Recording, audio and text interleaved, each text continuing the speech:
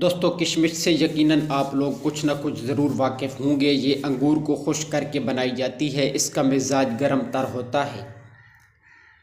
سب سے اچھی کشمش سبزی میل ہوتی ہے۔ یہ فائبر سے بھرپور ہوتی ہے۔ جو لوگ کشمش زیادہ کھاتے رہتے ہیں ان کا ہاضمہ زیادہ کام کرتا ہے۔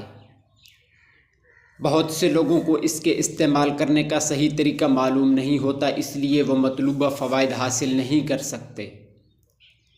کشمش میں پوٹاشیم اور کیلشیم پایا جاتا ہے جو کہ معدے کی تیزابیت کو کم کرتا ہے۔ یہ بلڈ پریشر کو بھی کم کرتی ہے۔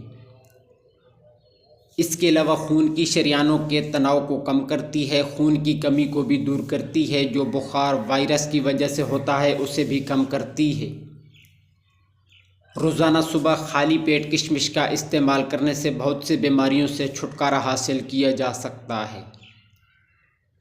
اس کے استعمال سے دماغی کمزوری دور ہوتی ہے اور دانتوں کو بھی مضبوط اور طاقتور بناتی ہے۔ کیلشیم کی موجودگی ہڈیوں کی صحت کے لیے بہت ہی ضروری ہے۔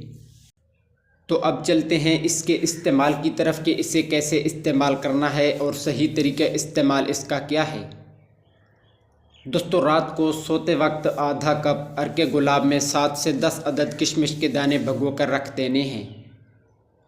صبح اٹھ کر کشمش کھا لیں اور پانی پی لیں۔ اس کو بھگونے سے پہلے اگر اچھی طرح دھو لیں تو اور بہتر ہوگا۔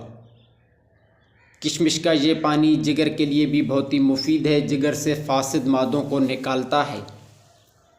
عرق گلاب کی جگہ آپ اسے سادہ تازہ پانی میں بھی بھگو سکتے ہیں۔